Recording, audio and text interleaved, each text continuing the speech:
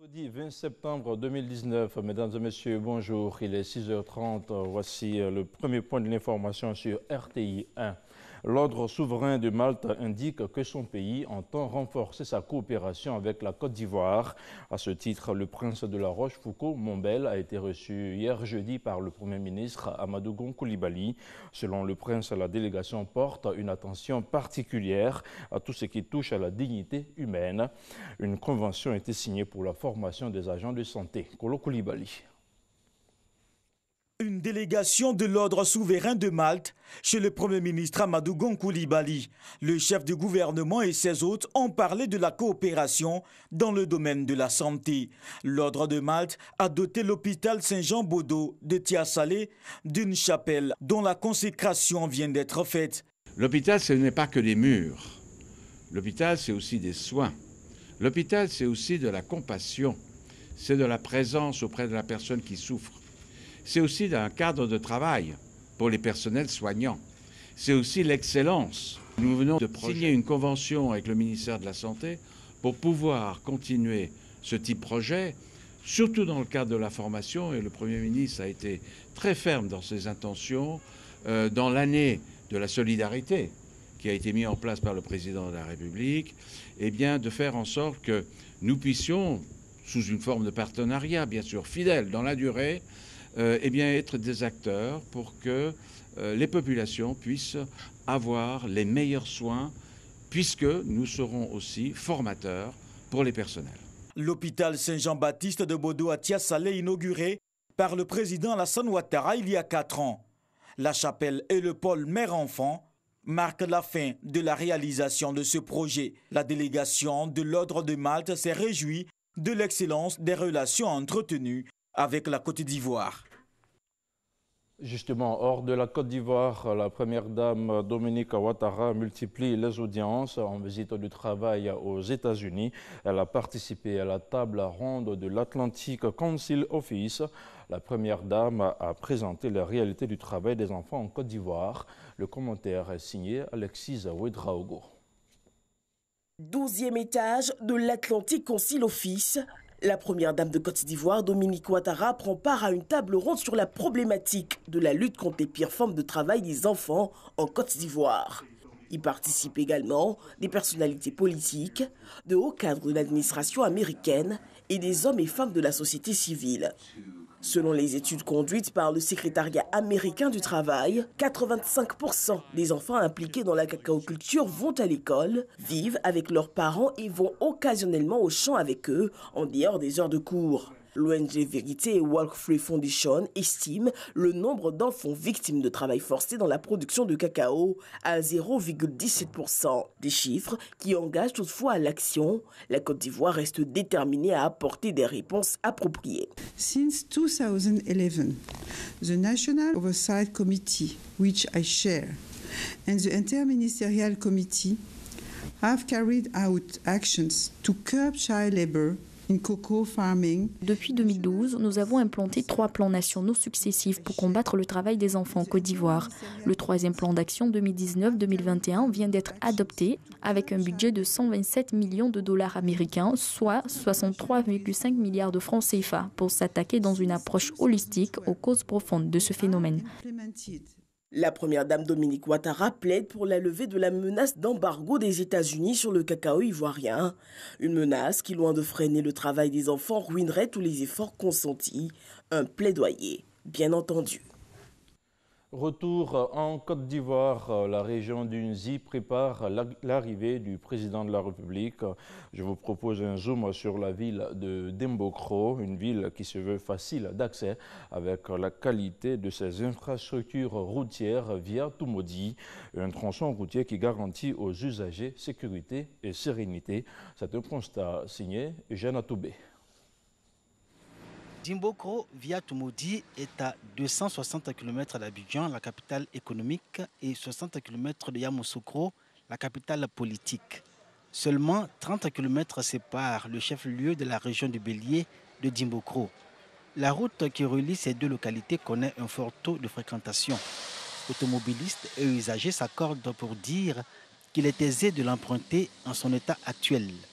À la faveur de la visite d'État dans la région d'Unzi du président de la République Alassane Ouattara, les obstacles sur cette route sont en train d'être levés, comme ici dans le village de Lukuyaokro, à équidistance entre Toumoudi et Dimbokro. En cet endroit, il y avait danger en permanence. L'eau de pluie charriait le sable et venait s'amonceler sur la voie, causant d'énormes dégâts. Avec les travaux en cours d'exécution sur cette partie du tronçon, c'est un soulagement pour les usagers. Il y a au moins 6 mois de cela, si j'ai la bonne mémoire, pour ce même tronçon ici, précisément là où nous sommes arrêtés, il y a quand même qui a fait sortir de route ici à cause du mauvais état de la route.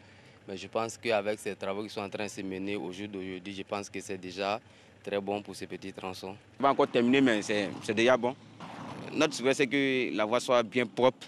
De la manière dont on commence, on a bien terminé. Ayant subi plusieurs années de calvaire sur l'axe Toumoudi-Dimokro, réputé être un repère de coupeurs de route dans un passé proche, les usagers de cette route retrouvent le sourire. C'est depuis 2018 que le gouvernement a engagé les travaux de réhabilitation de cette route. D'importants travaux y ont été réalisés avec traitement de points à temps et points critiques. Les nids de poules ont été comblés, les accotements débarrassés des hautes herbes pour donner une meilleure visibilité aux automobilistes. Des portions entières de bitume ancien et dégradé ont été décapées et remplacées par une autre couche d'épaisseur supérieure. Voyager jusqu'à Dimokro aujourd'hui est redevenu agréable et sans le moindre souci de la vie des usagers de cette route. Venir à Dimokro actuellement, on peut dire c'est plus ou moins bien par rapport aux années ultérieures. Voilà. Parce qu'aux années ultérieures, la voie était quasiment impraticable, avec des trous à gauche, à droite. Voilà. Donc la conduite était très difficile. Mais actuellement, à moins de 2h, 2h30, c'est déjà à Dimokro, c'est déjà bon. Oui, l'année s'est passée là, vraiment, à 10 minutes pour arriver ici, tu vas mettre au moins à 30 minutes. Donc maintenant, c'est bien. Au moins à 15 minutes, à 10 minutes, tu es ici. Ah oui, c'est bon. Ils ont arrangé.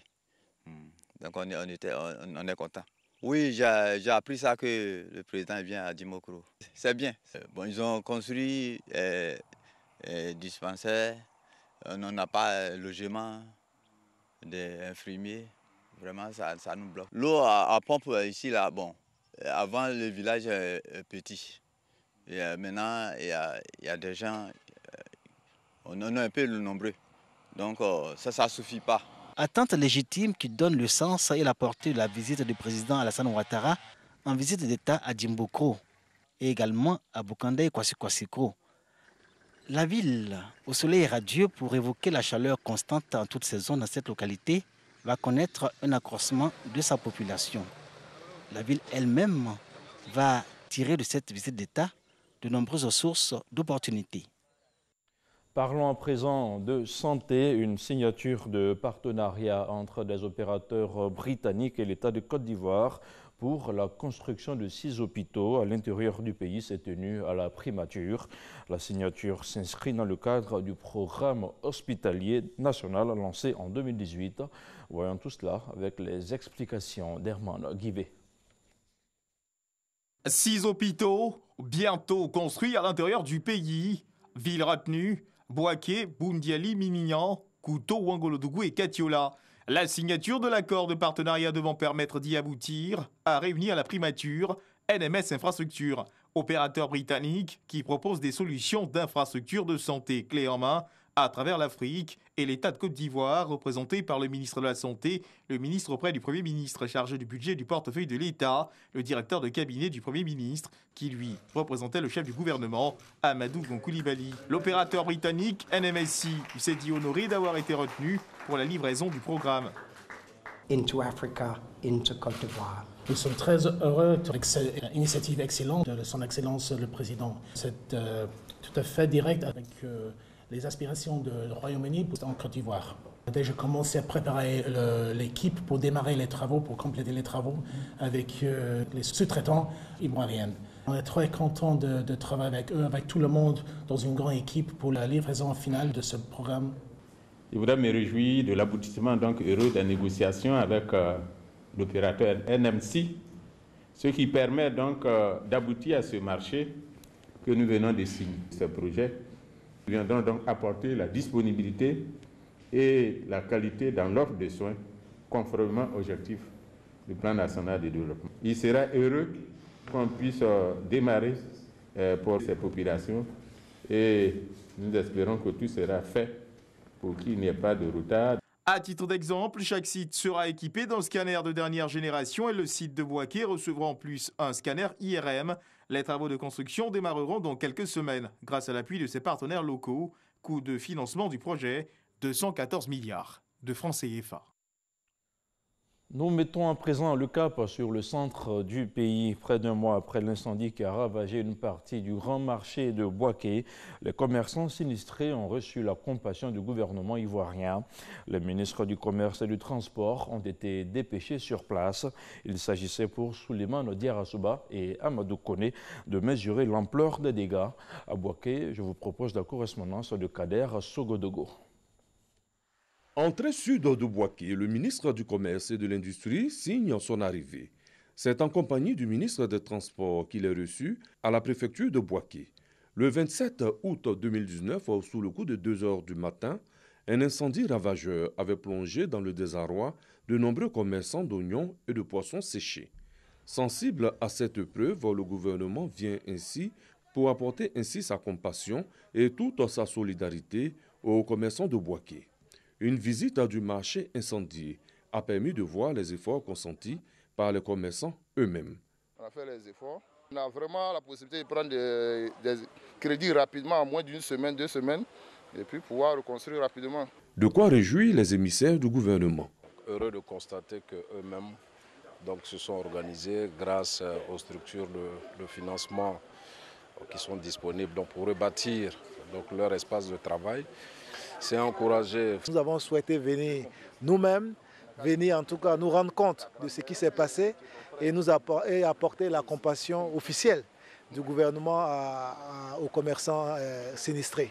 Donc, et puis également leur apporter tout à l'heure des nouvelles concernant la politique du gouvernement en matière de promotion du commerce en Côte d'Ivoire. Au centre culturel Jakaka, où la délégation était attendue par les commerçants, les bonnes nouvelles se sont succédées. Le chef de l'État a déjà pris les dispositions pour la construction d'un nouveau marché central ici à Bouaké. Les fonds sont déjà disponibles, donc quelques études sont en train d'être finalisées. Et normalement, selon le calendrier qui nous a été communiqué par les parties prenantes, avant la fin de l'année, les travaux du nouveau marché central de Bouaké seront lancés. Au cours du mois d'octobre prochain, je viendrai moi-même ici à Bouaké pour installer le nouveau conseil d'administration et annoncer également la mise en œuvre des travaux de réhabilitation du marché de gros. Dans le cadre du programme global de restructuration de 22 milliards de francs CFA sur 10 ans, nous bénéficions d'un financement de la Banque mondiale de 900 millions. C'est Bouaké qui gagne avec tous ces projets. Avant de prendre congé des commerçants, le ministre Souleymane Diarra-Souba a remis un important don du Premier ministre Amadou Gon Coulibaly. 20 millions de francs CFA aux commerçants sinistrés. Et puis hors de chez nous, au Cameroun, le conseil d'administration du Centre africain d'administration du travail, CRADA, multiplie les rencontres. Après une session extraordinaire tenue en marge de la conférence internationale du travail le 13 juin 2019 à Genève, en Suisse, il se réunit à nouveau, cette fois-ci en session ordinaire à Yaoundé. Cette 42e session devrait permettre aux participants d'élaborer une stratégie pour redorer le blason de cette institution de formation spécialisée dans le domaine du travail et de la sécurité sociale. Place à présent à l'actualité internationale avant de refermer cette page d'information au Mali. Au moins 2 fillettes ont été tuées à Tombouctou hier jeudi en marge de violences intercommunautaires. Depuis quelques jours, des jeunes natifs de la localité s'organisent pour, disent-ils, assurer la sécurité de la ville où les vols de véhicules et attaques sont devenus fréquents. La mission de l'ONU au Mali se dit préoccupé par la situation. Et puis, pour sa première visite officielle en Europe, le président de la République démocratique du Congo, Félix Tshisekedi, a choisi Bruxelles. Objectif affiché, rétablir des relations diplomatiques capitales qui s'étaient détériorées sous le régime de l'ancien président Joseph Kabila. Plusieurs protocoles d'accord ont été signés cette semaine entre les deux pays. Ils permettront la réintégration des ambassadeurs des deux pays et la réouverture des consulats généraux d'Anvers et de Lubumbashi qui avaient été fermés. Et c'est ici que l'on s'arrête pour ce premier point d'information sur RTI 1. L'information, justement, elle continue sur le www.rti.ci. Je vous retrouve demain à 6h30.